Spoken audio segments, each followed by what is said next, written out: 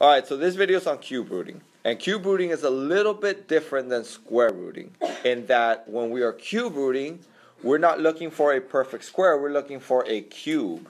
And a cube is a number that you multiply times itself 3 times. So for example, 8 is a cube because if I multiply 2 times 2 times 2, I get 8, which means the cube root of 3 has to be 2. What?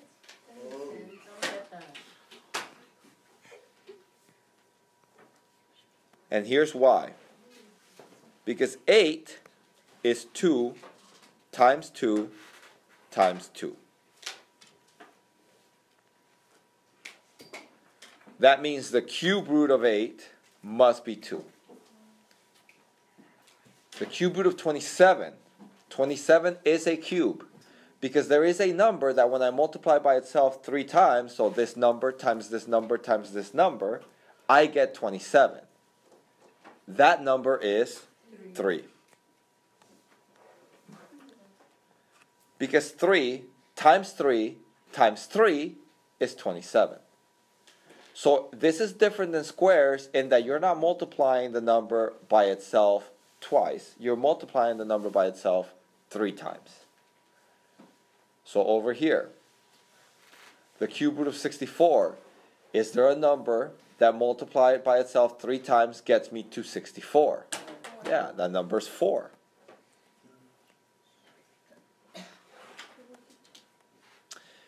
And now over here with 125, the cube root of 125, well, is there a number that multiplied by itself 3 times gets me 125? Yes, that would be 5 because 5 times 5 times 5 is 125. Just like 4 times 4 times 4 was 64. Just like 3 times 3 times 3 was 27. And 2 times 2 times 2 is 8. So the cube root of 125 would have to be 5. And this is simple enough, right? But you are not going to be left with these types of numbers on a test. Not on a state test or on my test. When we're simplifying cube roots, we're going to get numbers like this one. So let me give you a cube root that we have to simplify. And notice that the difference in cube root and square root is that with the square root, we didn't have a little symbol right here, a little number. With the cube root, we do. So whenever you see just the square root symbol, that's square rooting. But when you see that 3 there, that's not square rooting anymore, that's cube rooting. So let's do the cube root of, and here's a tricky one, the cube root of 16.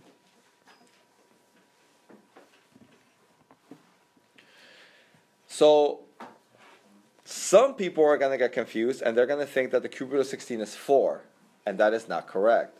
The cube root of 16 is not 4. The square root of 16 is 4, but the moment we see that little 3 here, that's cube rooting, which means what I need is, I need 2 numbers here, 2 factors of 16. One of those 2 factors has to be a cube. Not a square, but a cube. So, I know that 2 factors of 16 can be 16 times 1, but I'm not going to use 16 times 1 because as you saw in the previous video, anything times 1 doesn't really help you. So, another 2 factors for 16 are 4 times 4. And another 2 factors are 8 times 2. This is where you have to kind of stop a little bit because you need to analyze this. You might think to yourself, well, these are perfect squares, but we're not looking for squares. We're looking for cubes. So 4 times 4 is not going to help me because 4 is not a cube. There is no number times itself 3 times that gets me 4. And so these are not going to help. So I'm going to cross those out. And now let's look over here. Between these 2 factors, 8 is not a perfect cube, but a cube. 8 is actually, yeah, it is a perfect cube. Just like here, right? So I know that 8 is a cube, so what I'm going to do is I'm going to write 8 times 2 right here.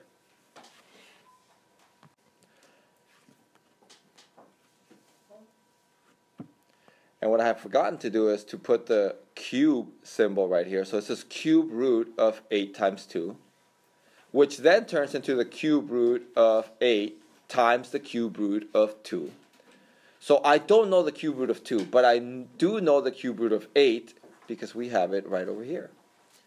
So the cube root of 8 is 2. So I can write this as 2 and the cube root of 2.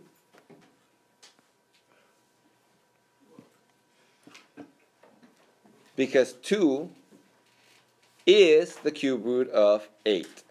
So instead of writing cube root of 8, now I just simply write 2. Let's do one more.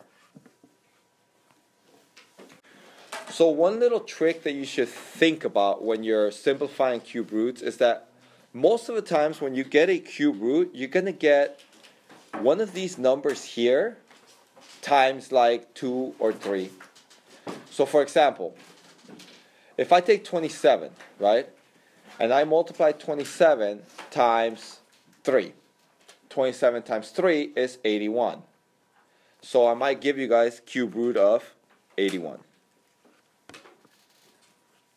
So now I'm going to write the cube root of 81 as the cube root of 2 factors of 81.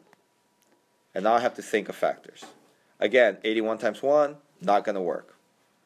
So I'm going to go 9 times 9. Another set of factors would have to be 27 times 3. I don't think there are any others. I might be wrong, but I don't think there are any others besides 81 times 1. So 9 times 9 looks like it should work, except that 9 is a perfect square, not a cube.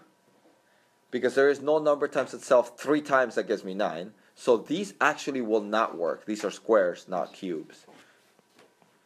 But if I look over here, 3 is not a cube, because there's no number times itself 3 times that gets me 3. But 27 is a cube, because 3 times 3 times 3 is 27. So since 27 is a cube, I'm going to write this as the cube root of 27 times 3.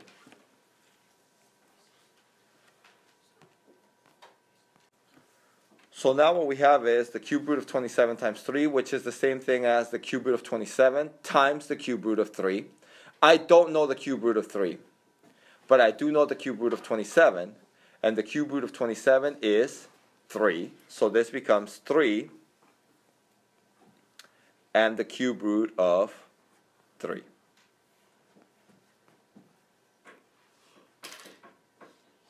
Let's do one more. Let's think of the cube root, the cube root of 375. Go ahead and press pause and try to do this on your own. Okay, so the cube root of 375. So if I factor out, so I get 2 factors, 125 times 3. 125 is a cube, as we can see over here.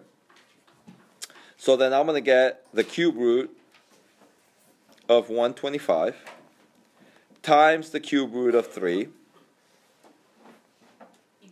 which equals 5 cube root 3.